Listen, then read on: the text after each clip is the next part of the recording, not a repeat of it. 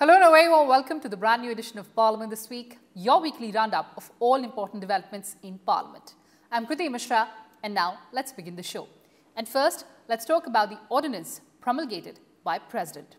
So President Ramnath Kovind has promulgated the Banking Regulation Amendment Ordinance 2020 to bring all urban cooperative banks and multi-state cooperative banks under the supervision of the RBI in order to protect the interests of depositors.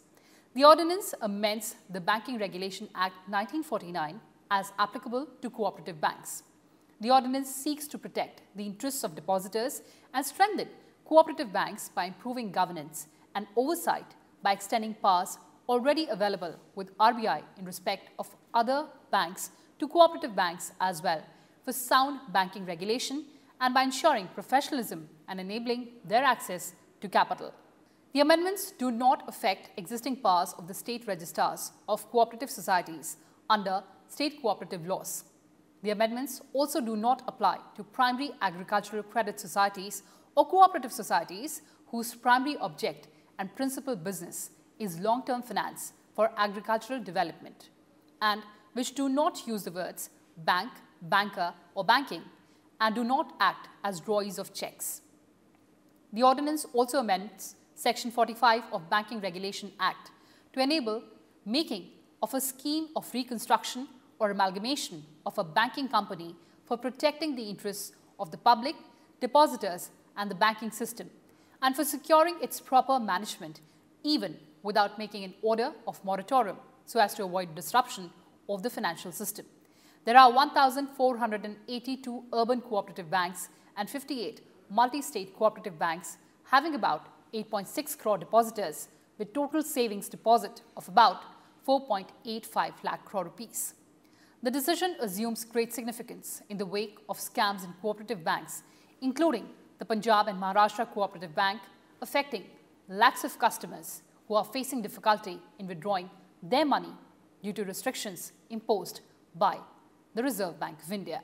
And Vice President of India and Chairman of Rajya Sabha, M. Venkaiah Naidu, paid tributes to great nationalist and illustrious author Bankim Chand Chatterjee on his birth anniversary. VP Naidu tweeted, Bankim Chand Chatterjee composed the national song Vande Mataram, which personifies India as the mother goddess and became the mantra of India's struggle for independence, inspiring countless freedom fighters. He said, and I quote, Bankim Chand Chatterjee was also an accomplished journalist who founded the epoch-making newspaper. Vice President also said, we must ensure that works of Bankim Chand Chatterjee are read and explored extensively by the younger generation, unquote. And moving on, let's talk about the International Yoga Day.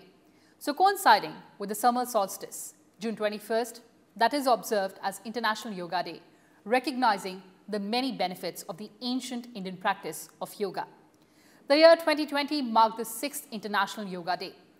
The United Nations theme for this year was Yoga for Health, Yoga at Home, which takes into account the social distancing measures announced by most countries.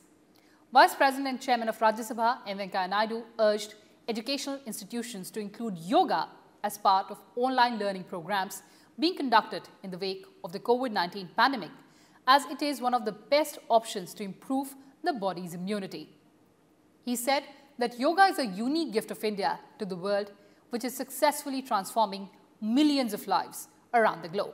During his proposal to United Nations in 2014 to adopt an International Day of Yoga, our Honorable Prime Minister, Sri Narendra Bhai Modi, has consciously summed up the importance of yoga to the world body, describing yoga as an invaluable gift of ancient Indian tradition. He said, it embodies unity of mind and body, thought and action, restraint and fulfillment, harmony between man and nature, a holistic approach to health and well-being. India's proposal was endorsed by 175 nations, and the United Nations, in a resolution on December 11, 2014, declared June 21st as the International Day of Yoga. Yoga, a unique gift of India to the world, is now successfully transforming millions of lives around the globe. Yoga, which means to join or unite, basically seeks to bring about a harmonious union of the mind and body.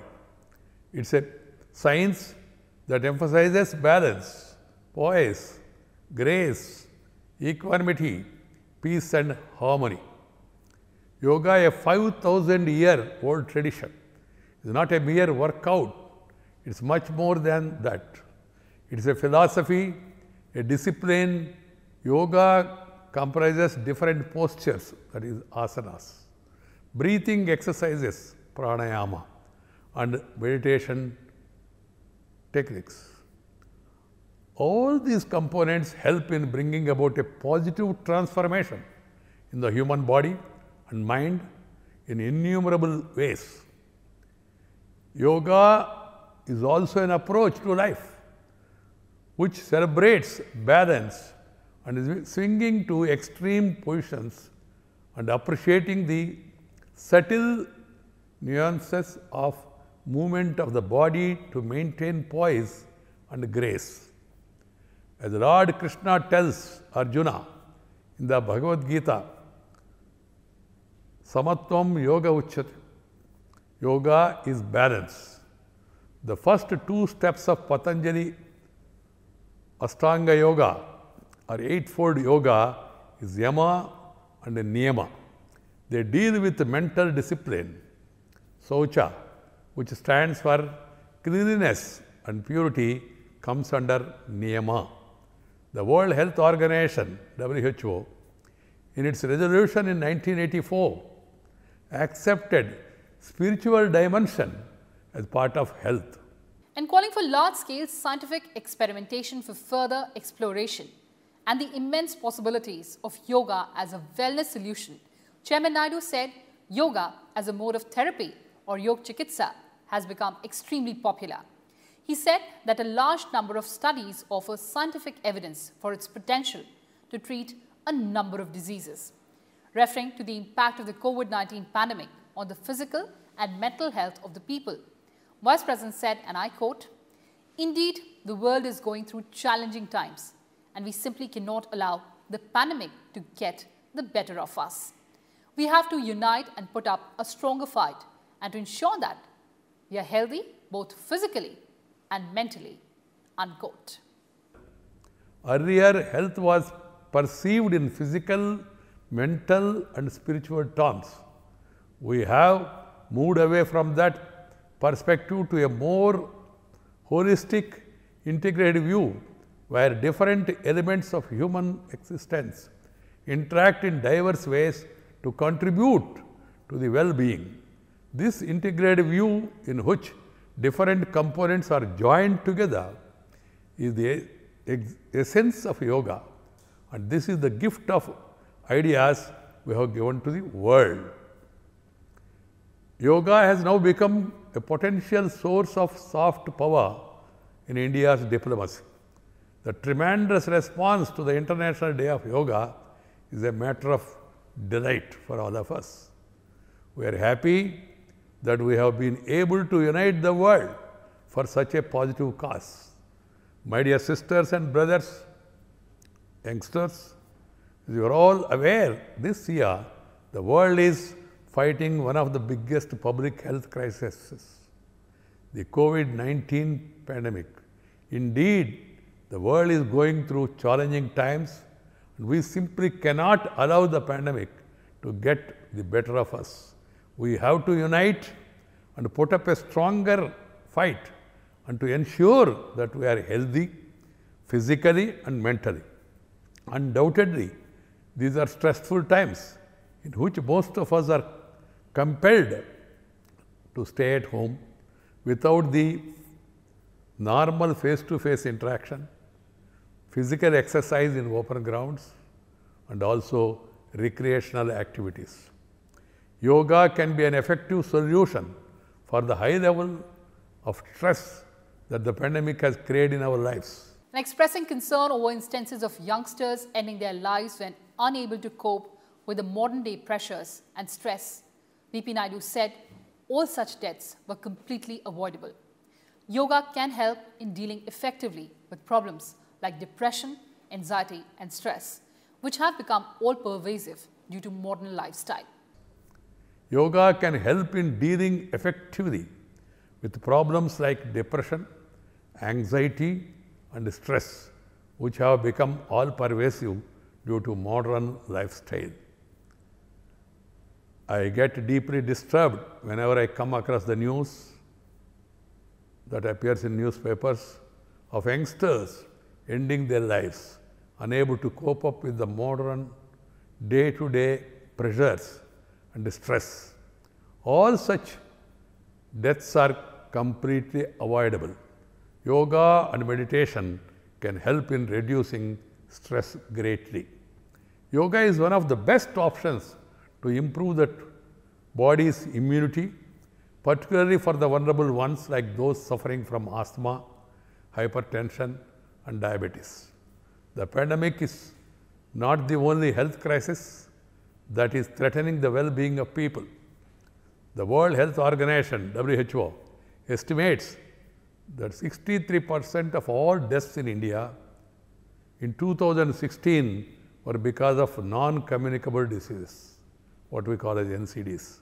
Of these, the risk of premature deaths for those between the ages of 30 and 70 was 27 for males and 20% for females. Yoga remains an incredibly simple but powerful instrument to prevent and control lifestyle diseases. It is relatively a low-risk, high-yield approach to improving overall health, and its full potential must be harnessed. As India has a huge demographic advantage that 65% of our population is below 35 years and 50% is below 25 years. This can be converted into a dividend. We must do our best to ensure that our youngsters are physically and mentally and emotionally fit. WHO also mentions yoga as a means to improve the health in its Global Action Plan on Physical Activity 2018-30. More active people for healthier world. That is the report. And moving on, Shyama Prasad Mukherjee, founder of Bharatiya Jana Sangh, was remembered on his death anniversary. Shyama Prasad Mukherjee was a politician, barrister and academician who was also the founder of Bharatiya Jana Sangh. Take a look. Paying tribute to Mukherjee, Vice President M. Venkaiah Naidu remembered S.P. Mukherjee as an accomplished barrister, educationist and a true patriot. The Vice President said his long and impeccable record of public service will continue to inspire everyone. Prime Minister Modi remembered Mukherjee as a great son of India.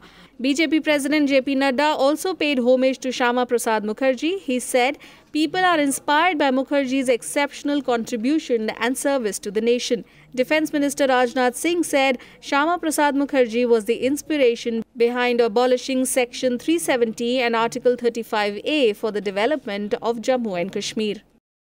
Well, that's all I had for you in this edition of Parliament this week. Thanks for watching and stay tuned to Rajya Sabha Television.